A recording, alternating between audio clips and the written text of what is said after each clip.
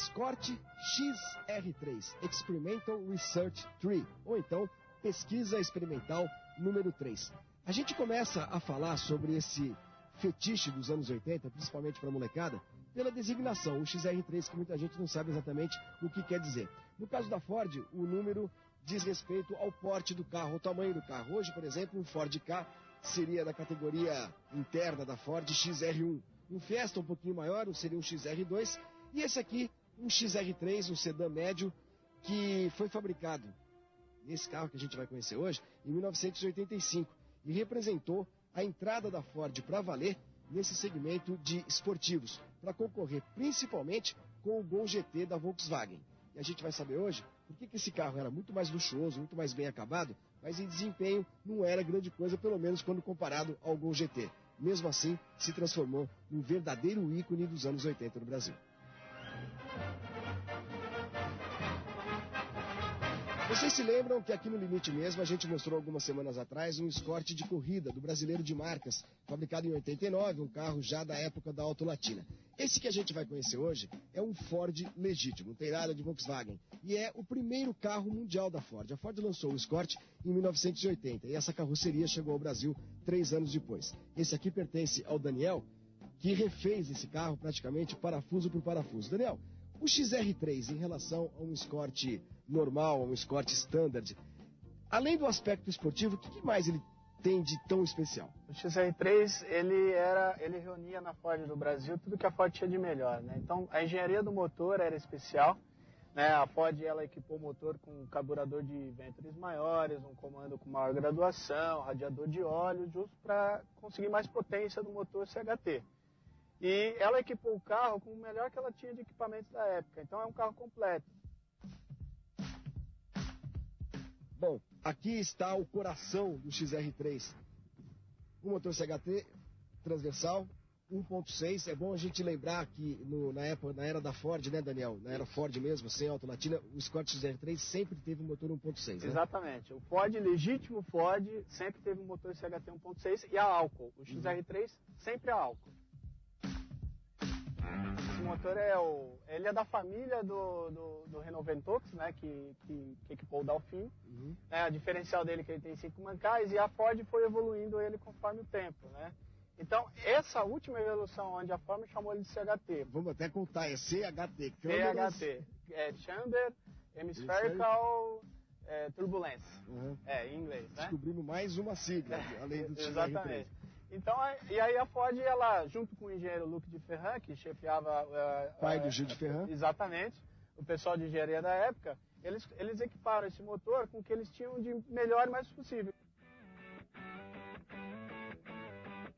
Ele de fábrica, dados de manual, ele registra 83 cavalos, né? Esse motor especificamente, ele foi passar no dinamômetro e ele rendeu 93 cavalos a ser dirigido. E um motorzinho CHT de um Corcel 2, por exemplo, que era fabricado nessa época, tinha quantos cavalos? 76 a álcool e 67 a gasolina. E para fechar aqui dentro, esse balde aqui, exageradíssimo. A capacidade dele é 5 litros, né? E a Ford, na verdade, ele é um reservatório original do modelo europeu e ela trouxe para o Brasil por causa principalmente do lavador de farol e do lavador de para-brisa. Falando em Europa, chega aqui comigo, Júlio, que eu vou mostrar um negocinho para vocês, que é uma etiqueta aqui, em muitas línguas, algumas delas eu sequer consigo identificar. Daniel, esse carro não foi feito só para o mercado brasileiro, não. Exato. Ele foi exportado para países da Escandinávia, então a gente pode citar aí Finlândia, Islândia, Noruega, cerca de 40 mil unidades para esses países da Escandinávia e para o Uruguai também como CKD. No total dessa geração foram 40 mil unidades exportadas e a Ford, quando ela montou a fábrica, a linha de montagem em São Bernardo, ela já tinha essa intenção de exportar. Daniel, a Ford sempre foi muito rigorosa com o acabamento, né? E o XR3 ele era mais ainda. Então vamos começar do que é mais interessante aqui. A Ford ela equipou o XR3 com um check control, né? Então o que é? É um checklist onde ele checa as principais funções e fluidos do carro. Então, por exemplo, o desgaste da pastilha do freio, o nível de água do reservatório do radiador, o nível do óleo, o nível de água do reservatório do limpador do para-brisa e o nível de combustível. São sensores eletromecânicos e conforme o fluido baixa, ele acende uma luz no painel. Característica muito esportiva, esse volante pequenininho, né? Exato. Esse volante ele tem 34 centímetros de diâmetro, né? E ele tem 3 voltas de batente a batente. Então, o XR3, na época, já era... as pessoas que tinham ele já reclamavam muito que era muito difícil de manobrar. Esse carro na cidade, ele era muito impraticável, pela suspensão dura e pela dificuldade de manobra. Agora um negócio que vocês mais jovens não sabem nem do que se trata. Isso aqui, ó. Porta fita cassete. Para vocês que nunca viram isso na vida, isso aqui toca música. No caso aqui, num rádio Philco Ford original, né? Philco Ford original, era um opcional da época. E o teto solar, né, Daniel? Esse aqui com persiana. Exato. Esse teto, Flávio, ele foi o primeiro do Brasil a ter persiana, né, para proteger da luz solar e ter o vidro correndo para dentro da carroceria, né? Então ele tem a alavanca, quando você corre ela, né, ele corre para dentro da carroceria e permite que você abra o teto sem precisar levar, como era mais comum na época, quando o teto ficava projetado para fora do veículo. Agora tinha muita coisa de acionamento elétrico aqui, né? Tinha. Ele tem um acessório que só saiu nessa geração, que é o temporizador do limpador de para-brisa. Através desse controle, dessa regulagem, você seta o intervalo de passadas do limpador. Então isso daqui era um acessório muito requisitado na Europa e acabou vindo para o Brasil também. E ele tem também o famoso, né, relógio digital de teto, onde ele tem a data, o horário e o cronômetro. Além dos controles de vidro elétrico, né? Exatamente, trava elétrica, inclusive na tampa traseira. Ele tem diversos portas-objetos espalhados pelo carro, então ele tem um aqui, do lado esquerdo, tem mais um aqui onde você pode colocar moedas, enfim, tem um aqui embaixo do cinzeiro, tem mais um outro ali. Então esse carro ele já antecipava a necessidade atual de ter muitos portas-objetos. Roda maravilhosa, conhecida pelos colecionadores como roda trevo, e o uso de um pneu realmente de características esportivas. O Escort foi o primeiro carro brasileiro a usar um pneu de perfil 60, aro 14, e o detalhe é que o Step vinha também com roda de liga leve. O XR3, para mostrar essa carinha esportiva, tinha esse aerofóliozinho aqui atrás. Lá na frente a gente vê também alguns, embaixo do para-choque, um pequeno spoiler, e esses defletores laterais aqui na frente das rodas, que eram exclusivos dessa versão.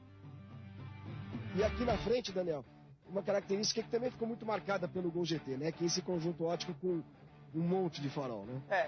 Isso veio da Europa também, né? O XR3 e europeu, o alemão, o inglês, ele já contava com esse conjunto óptico.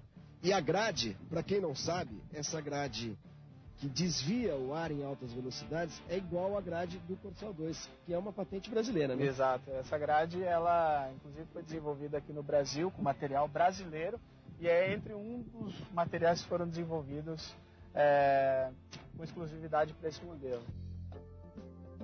E o XR3, além desse vermelho, saía com quais outras cores? Ele saía com prata, preto, vermelho, né? E branco também em versões especiais. E algumas versões especiais, uma delas, inclusive, que foi Pace Car do Grande Prêmio do Brasil de 1984, que foi o Grande Prêmio lá no Rio de Janeiro, que marcou a estreia do Ayrton Senna. Uma série hiper exclusiva, mas alguns carros estão por aí rodando.